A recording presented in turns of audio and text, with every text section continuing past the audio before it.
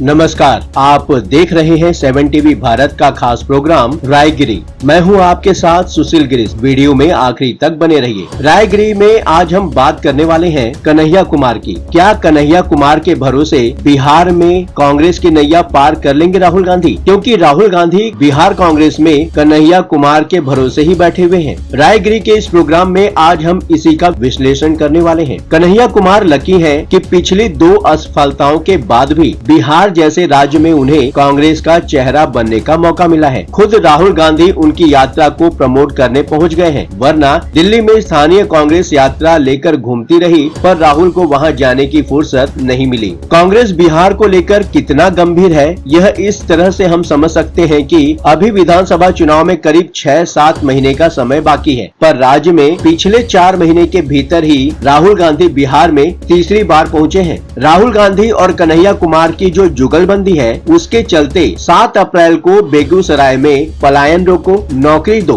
पद यात्रा में कांग्रेस समर्थकों में जबरदस्त उत्साह नजर आया। राहुल गांधी बेगूसराय से पटना भी जाएंगे, जहां संविधान सुरक्षा सम्मेलन में भी शामिल होंगे और कांग्रेस के वरिष्ठ नेताओं से बात भी करेंगे। जाहिर है कि जिस तरह राहुल गांधी विधानसभा चुनाव को लेकर सक्रिय हैं और कांग्रेस जिस तरह इस बार ज्यादा मुखर नजर आ रही है, उसके पीछे जरूर कोई बड़ी रणनीति या महत्वाकांक्षा काम कर रही है। पर यह भी तय है कि कांग्रेस कुछ भी कर ले, बिहार में सरकार बनाने से रही। दूसरे यह भी तय है कि पिछली बार से अधिक सीट उसे महागठबंधन में आरजेडी देने वाली नहीं है। अब सवाल उठता है कि क्या कांग्रेस बिहार में अकेले दम पर कुछ बड़ा करना चाहती है? अगर ऐसा है तो क्या कन्हैया कुमार के नेतृत्व में यह संभव हो सकेगा? वो क्या है ना जो राहुल गांधी और कन्हैया कुमार को एक सूत्र में बांधता है। राहुल गांधी और कन्हैया कुमार के बीच बिहार में जो जुगलबंदी दिख रही है, उसके बारे में कहा जाता रहा है कि दोनों का झुकाव कम्युनिस्ट विचारधारा की ओर है। कन्हैया कुमार तो कम्युनिस्ट रहे ही हैं। अभी कुछ दिन पहले ही बिहार में कांग्रेस की पलायन रोको नौकरी दो यात्रा के दौरान उन्होंने कहा था कि बिहार में बन रही सड़कें यहाँ का पानी लूटने के लिए है। कन्हैया कुमार की बातचीत से यही लगा कि कांग्रेस की सरकार बनने के बाद कन्हैया कुमार बिहार में सड़कों का निर्माण बंद करवा सकते हैं। राहुल के राजनीतिक गुरु सैम पित्रोदा के विचार भी बहुत हद तक कम्युनिस्ट ही है। राहुल अपने गुरु की तरह कई बार संपत्ति के समान वितरण की बात करते रहे हैं। जाति जनगणना के पीछे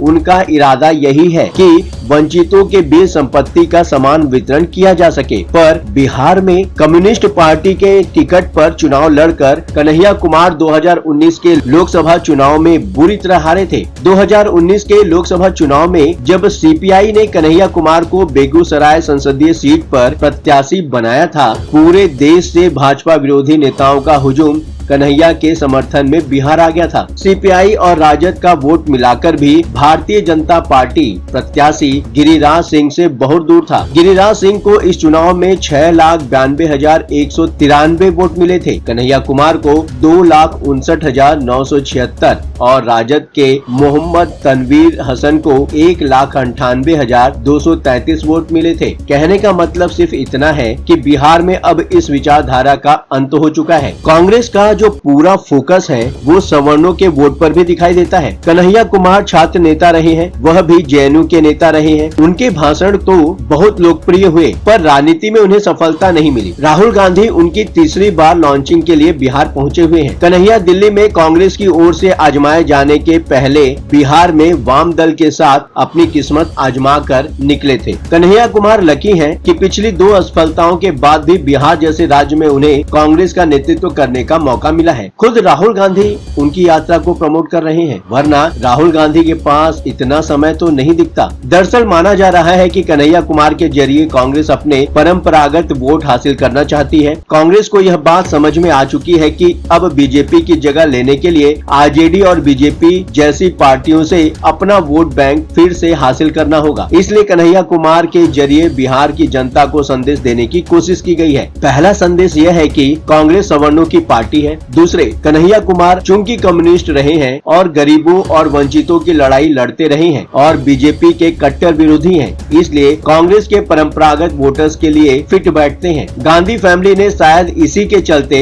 वक्फ बोर्ड संशोधन विधेयक पर भी संसद में कुछ बोलना उचित नहीं समझा था। बिहार के 40 जिला अध्यक्षों की सूची में 21 नए चेहरों को जगह दी गई है। 19 जिला अध्यक्षों को दोबारा मौका दिया गया है। जातियों के हिसाब से देखें तो सबसे ज्यादा 14 सवर्ण जिला अध्यक्ष इस बार बिहार में बनाए गए हैं। कांग्रेस की दिल्ली वाली रणनीति को अगर ध्यान से देखें तो समझ में आता है कि कन्हैया कुमार को बिहार में कांग्रेस ने क्यों मौका दिया होगा। आरजेडी को बिहार में खत्म भी कर सके कन्हैया कुमार तो कांग्रेस के लिए यह उपलब्धि ही होगी। कांग्रेस को यह बात समझ में आ चुकी है कि बिना अपने सहयोगी पार्टियों को खत्म किए बिना पार्टी फिर से खड़ा नहीं हो सकती। दरअसल चाहे आम आदमी पार्टी हो या आरजेडी, सभी की ताकत के पीछे कांग्रेस के परंपरागत वोटों का ट्रांसफर होना ही रहा है। कांग्रेस अपने इन परंपरागत वोट को फिर से हासिल करना चाहती है। कांग्रेस को पता है कि जब तक आरजेडी, समाजवादी पार्टी और आम आदमी पार्टी जैसी पार्टियां खत्म नहीं होंगी, कांग्रेस के परंपरागत वोट फिर से उनके पास नहीं आएंगे। कन्हैया कुमार को बिहार में लाने का पहला मतलब ही यह था कि आरजेडी को चिढ़ाया जा सके। पूरा बिहार जानता है कि लालू फैमिली कन्हैया कुमार और पप्पू यादव से चिढ़ती है। कांग्रेस एक तरफ तो इन दोनों को प्रमोट कर रही है, दूसरी ओर कांग्रेस नेतृत्व लालू यादव से दिल्ली में मुलाकात भी कर रहा है। कांग्रेस का मुख्य फोकस दलित, सवर्ण और मुसलमान वोटर्स पर भी है। शायद यही कारण है कि बिहार में स्वर्ण नेता को हटाकर बिहार कांग्रेस की कमान दलित फेस राजेश कुमार को दे दिया गया है। 1 अप्रैल को देर रात कांग्रेस नेतृत्व ने बिहार में 40 अध्यक्षों की नियुक्ति की घोषणा की थी। संगठन में स्पष्ट दिखा है कि सवर्णों का दबदबा फिर से हो गया है। नए बनाए गए जिला अध्यक्षों में बाकियों के मुकाबले दलितों की संख्या काफी कम है। जातियों के हिसाब से देखें तो सबसे ज्यादा 14 सवर्ण जिला अध्यक्ष बनाए गए हैं। 10 जिला अध्यक्ष पिछड़े वर्ग के बनाए गए हैं, जिनमें 5 यादव, 3 कुशवाहा और 2 कुर्मी तबके से आते हैं। 7 अल्पसंख्यकों को भी मौका दिया गया है, जिनमें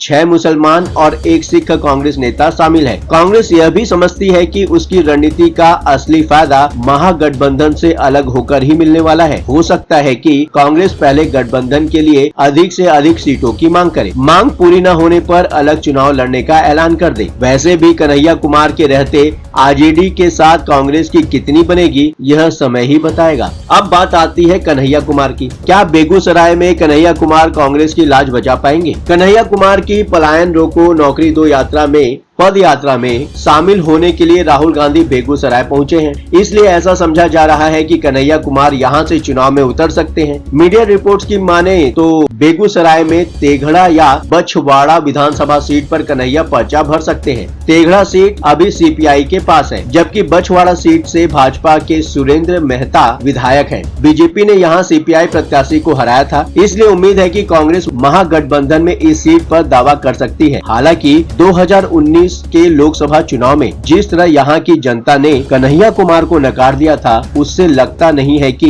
इस बार वे कुछ कमाल दिखा पाएंगे। हमारे इस खास प्रोग्राम रायगिरी में अब बारी है आपकी। बेझिझक अपनी राय कमेंट बॉक्स में शेयर करें। आपकी बात हमारे लिए मायने रखती है। चलते चलते आपको यह बात बताना जरूरी है कि 7 टीवी भारत अपने विभिन्न प्रोग्रामों के जरिए अपने सभी दर्शकों की राय और सूचनाओं को प्रसारित करता है। अगर आपके पास कोई महत्वपूर्ण खबरें, किसी प्रकार की शिकायत, अहम घटना की सूचना, सामाजिक मुद्दा या फिर कोई ब्रेकिंग अपडेट हो तो वीडियो में दिए गए नंबर पर व्हाट्सएप द्वारा आप हमसे संपर्क कर सकते हैं। अब आपकी बात नहीं रहेगी अनसुनी। 7 टीवी भारत आपकी बातों को सुनेगा, आपके मुद्दों को उठाएगा, बनेगा आपकी आवाज। यदि अभी तक आपने हमारे चैनल को सब्सक्राइब नहीं किया है, फॉलो नहीं किया है तो देर किस बात की। चैनल को सब्सक्राइब करें और नोटिफिकेशन पाने के लिए बेल आइकन को जरूर दबाएं। 7 टीवी भारत के परिवार का हिस्सा बने। फिर मुलाकात होगी। लगातार खबरों के लिए बने रहिए 7 टीवी भारत के साथ।